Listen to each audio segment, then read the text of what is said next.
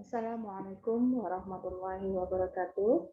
Perkenalkan, nama saya Novi Ramini Harahat SST, MCAT dengan NIDN 10151184004.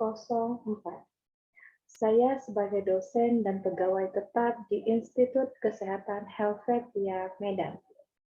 Saya bekerja di Institut Kesehatan Helvetia sejak tahun 2017.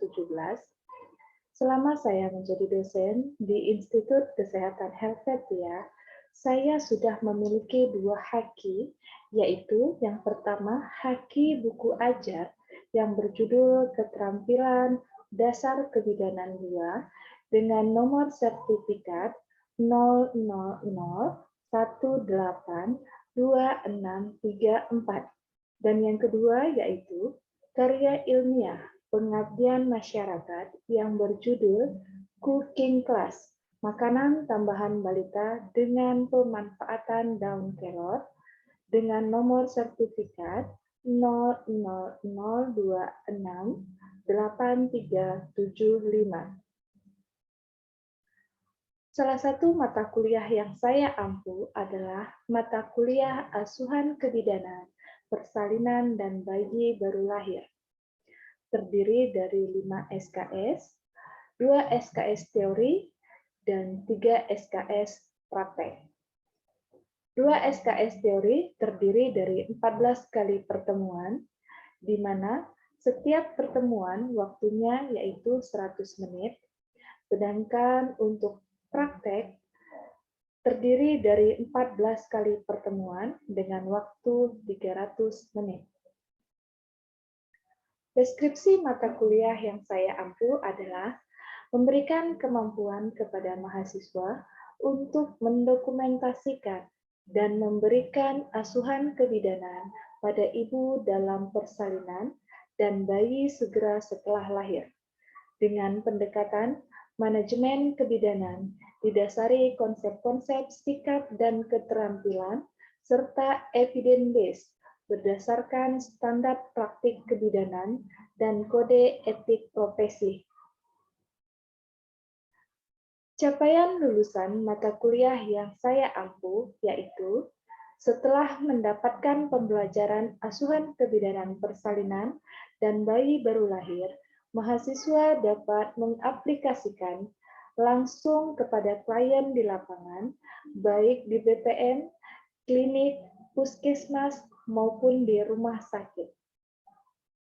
Capaian yang diharapkan yaitu mahasiswa mampu menginterpretasikan perubahan fisiologi dan psikologi dalam persalinan, menginterpretasikan faktor-faktor yang mempengaruhi persalinan, mampu memberikan kebutuhan dasar ibu bersalin sesuai dengan skala persalinan, mampu menganalisa konsep dasar asuhan persalinan, mampu menganalisa asuhan ibu bersalin, mampu menganalisis penyakit dan komplikasi persalinan, mampu mengevaluasi asuhan pada ibu bersalin, mampu mengevaluasi adaptasi bayi segera setelah lahir, mampu mengevaluasi pendokumentasian asuhan persalinan pada bayi baru lahir. Materi pada mata kuliah asuhan kebidanan persalinan dan bayi baru lahir adalah pertemuan pertama membahas perubahan fisiologis dan psikologis dalam persalinan, yaitu perubahan fisiologis pada ibu kala 1 persalinan, yaitu sistem reproduksi, sistem kardiovaskuler, sistem pernafasan, sistem pencernaan, suhu tubuh, sistem perkemihan, perubahan endokrin, perubahan integumen, dan perubahan muskuloskeletal. Pertemuan kedua, perubahan psikologi pada kala 1, yaitu perubahan psikologi dan dukungan bidan pada proses adaptasi psikologi kala 2, Kemudian, perubahan fisiologi dan psikologi kala 2 persalinan meliputi perubahan pada uterus dan organ dasar panggul, dan perubahan psikologi pada kala 2 persalinan. Pada pertemuan ketiga, membahas perubahan fisiologis dan psikologis, yaitu kala 3 persalinan dan kala 4 persalinan.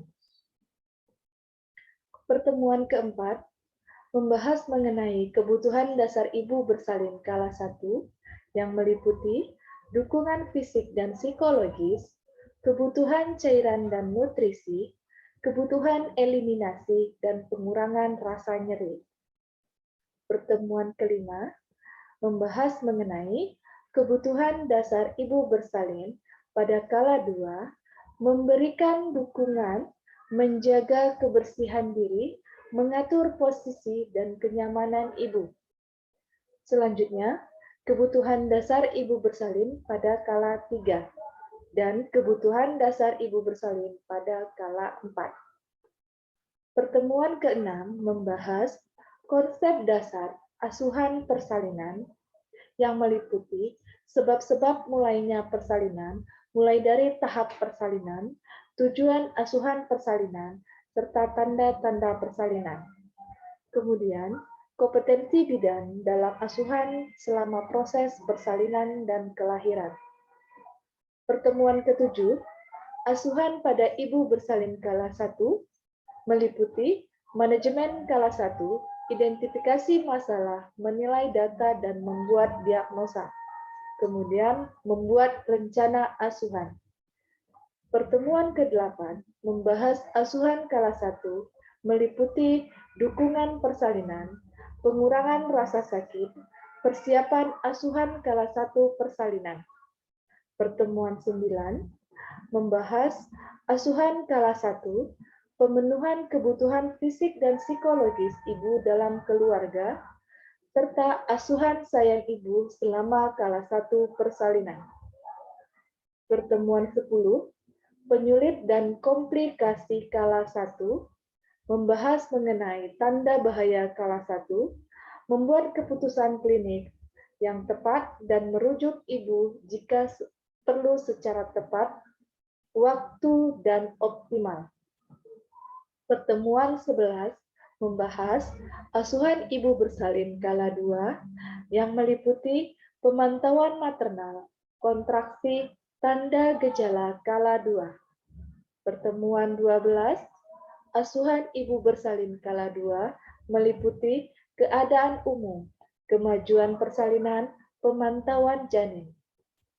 Pertemuan ke-13, asuhan ibu bersalin kala 3 membahas memberitahu setiap tindakan yang akan dilakukan pada kala 3, pemenuhan kebutuhan nutrisi dan hidrasi, penyulit dan komplikasi pada kala 3, yaitu perdarahan kala 3, perlukaan jalan lahir, motivasi dan pendampingan selama kala 3. Pertemuan 14, asuhan ibu bersalin kala 4. Strategi perkuliahan. Strategi pembelajaran menggunakan metode student-centered learning dengan metode hybrid. Mahasiswa diarahkan untuk lebih aktif di kelas dan di laboratorium. Mahasiswa dituntut untuk belajar mandiri dan mencari bahan referensi melalui internet maupun buku-buku yang berhubungan dengan materi yang dimanfaatkan sebagai bahan diskusi setelah ceramah interaktif di dalam kelas. Sebab dosen hanya bertindak sebagai fasilitator dan memandu di setiap aktivitas mahasiswa, baik tatap muka di kelas maupun pada pertemuan-pertemuan di luar kelas. Selanjutnya, mahasiswa diberikan tugas membuat media sesuai dengan materi yang akan ditampilkan.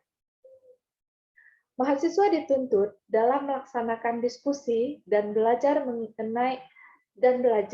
mengenai berdiskusi yang baik. Mahasiswa dibagi menjadi kelompok-kelompok kecil beranggotakan 2-4 orang. Masing-masing kelompok diberi topik sesuai dengan yang tertera di RPS.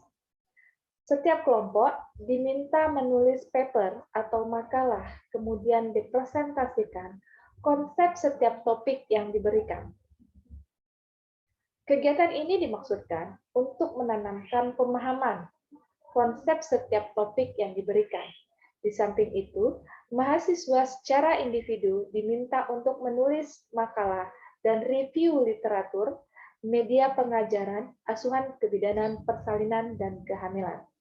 Pada akhir pertemuan perkuliahan dilakukan seminar kelompok dan presentasi tugas individu mahasiswa. Adapun kriteria penilaian dalam mata kuliah asuhan kebidanan, persalinan, dan bayi baru lahir, yaitu penilaian dapat dilakukan dalam bentuk harian atau keaktifan mahasiswa, penugasan, ujian tengah semester, dan ujian akhir semester dengan menggunakan kriteria sebagai berikut. Harian atau presentasi yang diambil yaitu 10%, kemudian tugas 20%, ujian tengah semester 30%, dan UAS 40%. Langkah-langkah dalam pengajaran terdiri dari 3 poin. Yang pertama yaitu pendahuluan, penyajian, dan penutup. Pendahuluan mencakup salam, ya, memberikan salam kepada mahasiswa, kemudian apresiasi, menjelaskan tentang manfaat pokok bahasan, kemudian menjelaskan kompetensi-kompetensi dalam Q dan T. Penyajian menjelaskan materi pokok bahasan dan sub pokok bahasan, mengajukan pertanyaan kepada peserta didik, memberikan waktu kepada mahasiswa untuk bertanya, dan memberikan dan menjawab pertanyaan mahasiswa, mendemonstrasikan perasaan, dan memperhatikan mahasiswa melakukan demonstrasi. Penutup, mahasiswa, dosen merangkum seluruh aktivitas yang sudah dilakukan pada kegiatan tersebut, kemudian mengevaluasi dengan pertanyaan secara lisan, kemudian menutup perkuliahan. Dengan penjelasan rancangan pembelajaran saya ini, saya akan menunjukkan video pembelajaran, dan video pembelajaran ini sudah saya share melalui link YouTube.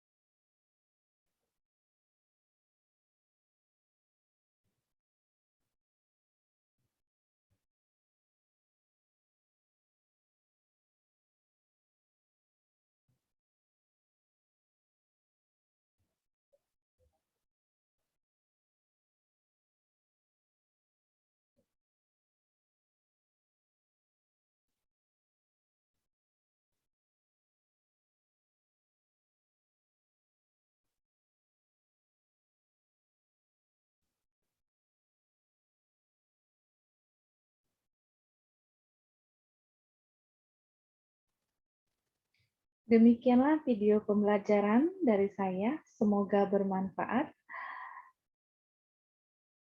Lebih dan kurangnya saya mohon maaf. Saya akhiri. Assalamualaikum warahmatullahi wabarakatuh.